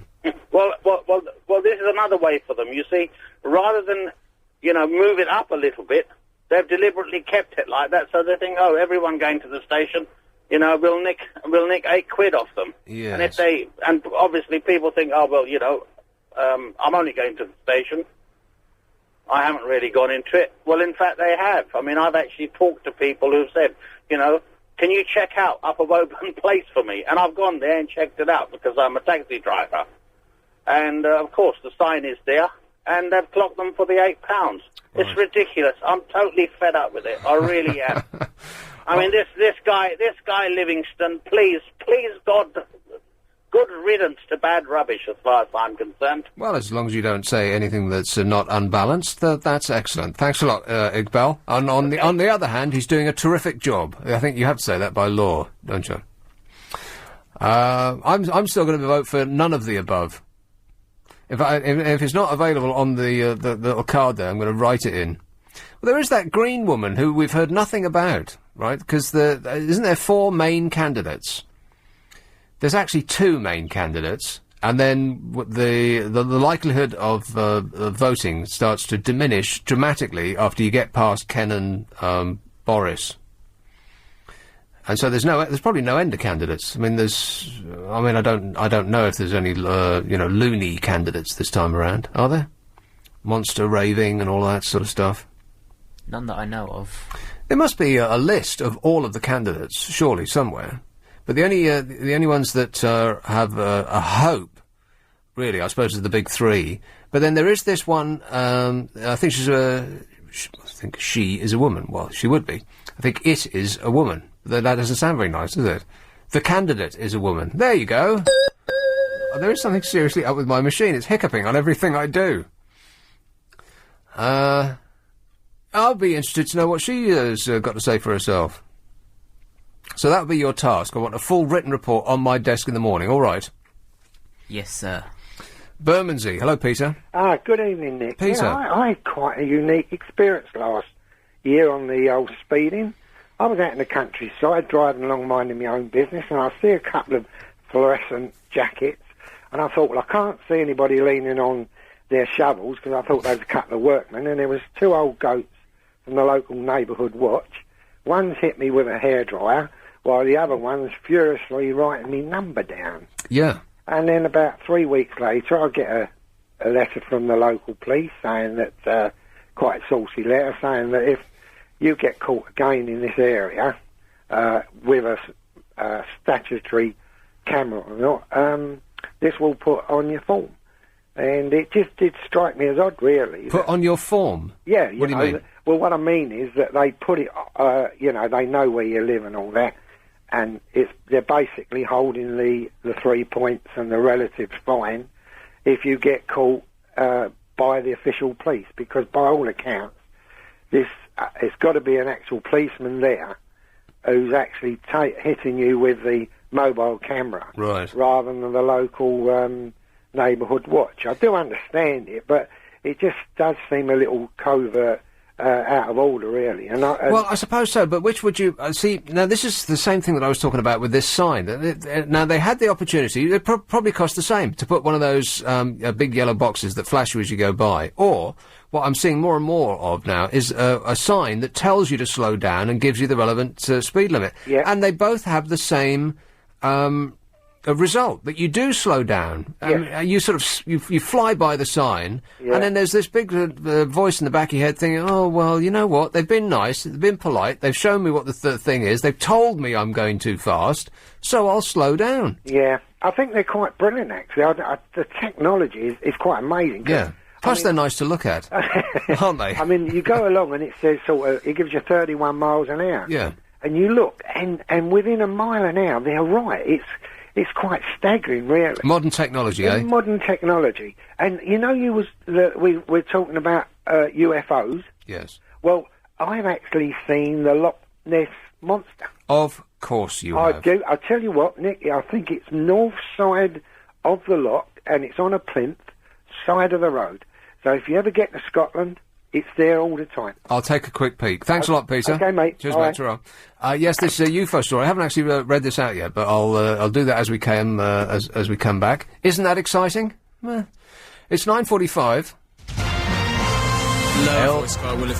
What? LBC Travel with Will Gowing. Thank you very much, Nick. Southbound on the M1 right now. The carriageway is... Yeah, if you don't put my mic up, I can't talk to the nice ladies and gentlemen. Stupid. Sorry.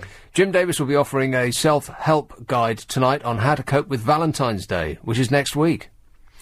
Jim is going to be joined by relationship psychologist Susan Quillam, who will be taking your calls on how to get through the most romantic day of the year, even if you're single. Yeah, I've done that. A lot. That's with Jim Davis tonight from 10 p.m., which is but moments away. Here is Banstead. Oh, Charlotte. Hi, Nick. Charlotte. How are you? I'm great, mate. Are you looking forward to your weekend? I have no weekends. Weekends don't exist for me because I'll be over at the other place playing... Oh! All right. I was just thinking, is it James and Petrie? I don't know. Yeah. Petrie. They were talking about adopting a cat, LBC. Your LBC. Adopting a cat? Yeah, just having a cat in your studios. I don't think that's a very good idea. Oh, why? Well, cats need to go out... There's always someone there to feed it. What? They said there's always someone there to feed it and look after it, isn't Well, there? that's true, but cats need to go out, and I wouldn't recommend that something as soft and fluffy as a cat wanders around this area. Would be company for you. Well, I'm busy. I'm busy doing my business, innit? I can't be stroking a cat. Oh, why? Oh, well, I mean, Clive Ball likes cats. Well, yeah, Clive but... likes cats. Yeah, well, I like cats too, but in their place. Oh, well, they suggested it. I heard them tonight. Right. I thought it's a good idea. Very bad idea. Oh, no. Maybe you could, try and see if everyone might like one. Yeah, okay, I'll do that straight away. Oh, a fluffy cat. No. No! There's so many cats for adopting. Oh, well, yes, of course, oh, never mind, I don't want to go that down. Well, they won't go in your studios while you're working. Yeah, we're not going to do it, Charlotte, so just give up on it, all right? Oh, okay. Okay. Cheers, my dear. Ta-da. Bye. Another satisfied customer. So, UFOs. The number of UFO sightings soared by 40% last year. You ever seen anything weird in the sky? Once, yes. Really? I don't know what it was, though. Well, what was it? It was unidentified, but it was flying, though. Well, what did it look like? It was just a series of lights flashing, but it didn't look like a plane. Were you in a disco at the time? Oh, yeah, that's what it was. Series of lights flashing, yeah. And it just looked odd in the sky. Well, odd. I mean, as a police witness, you'd be rubbish, mate. Describe. Odd lights is the best I can remember. Awful. The number of UFO sightings soared by 40% last year. The MOD logged 135 reports, including one of two objects a mile wide. 2 airline pilots spotted them over Guernsey, giving the sighting credibility. So these weren't just, dopes in Wellingtons, up to their knees in a peat bog, chewing hay. These were actual responsible members of the general public. One, Ray Bowyer, 50, said, "I am not saying it was from another world, but I've never seen anything like it in my life." Nick Pope, who headed the Ministry of Defence UFO investigation team from 91 to 94, said, "This sighting is dynamite. The UFO was over a mile long, and it was tracked on radar." Oh, right. Well, hang on a minute. Tracked by radar. That's got to be one of the first times that there's been actual empirical evidence that there's something up there, rather than just people's peepers. Their little eyeballs might, because it's all relative, isn't it? Your brain might tell you that something that is there isn't. You can't trust the evidence of your own eyes, but if it's picked up on radar, well, that's something else. It was the most interesting UFO report that the MOD has received in several years, he said. The ministry revealed other sightings included cigar-shaped objects, lights in the sky, and classic saucer craft. Maybe from people who'd been smoking cigar-shaped objects. They were lodged from all over England, Scotland and Wales at all times of the year. One witness in Rotherham, South Yorkshire, said that they saw a bright triangular object in the sky. It was stationary at first and then moved. Groovy. And a UFO spotter in Duxfield in Cambridgeshire said 50 objects, each with a single orange light, gathered before ascending upwards. Yowza. Meanwhile, a camper claimed that a spaceship abducted his dog and swiped his tent near Cardiff. Only 5 weeks ago, The Sun, because I got this out of The Sun, the paper of record, told how Kelvin Barbary took an amazing picture near Cornwall of a flying saucer, reprinted in all its blurriness in this paper today. The original reports and any internal papers detailing the MOD's probes in response to the sightings are kept secret. The publication of the 2007 figures came as the department prepares to release its entire archive of 10,000 UFO sightings since the 1950s. They're out there, and they're coming our way. I like the tagline for, I think it was Mars Attacks. That was the aliens that sounded like that. And the tagline was, "Nice planet. We'll take it." Here is the Docklands. Hello, Ken. Hi. Ken. Yes, the solution, and it's patently obviously being ignored. It's so obvious. If you have an account with, it's about a congestion charge. Right. Open an account. You put credit in of £100 or whatever, and as and when you transgress, they debit the amount for the appropriate fee. Like an Oyster card? Yeah, very much like. And you keep they send you a receipt and nominate how much you've got left on your account. Yeah, but this doesn't exist though, right? It doesn't exist, but wouldn't it be a sensible solution? Well, absolutely, yeah. I mean, last time I was talking about this, I said this exact same thing. That's exactly what it should be. Instead of fining you and tricking you and tripping you up, just give us an easy way to pay, like the Oyster card. Every time I use that little card, I can't believe how great it is. It works perfectly every time, and it's just so bloomin' easy. I've got a friend of mine, and they're making money off this back because he can't remember. He goes in and out through London all the time, and he's not sure if he does or doesn't. Yeah. He pays on a daily basis, regardless of whether he's been in or not. Yeah, well, I had to do that myself. I was convinced almost completely that I hadn't strayed into the zone, but that little shadow of doubt made me cough up because I didn't want, rather £8 than the fine.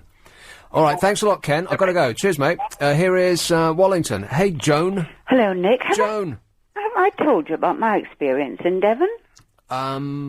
If you had, I would have forgotten. Good. Well, So that's all right then, because I can tell you again. Yeah.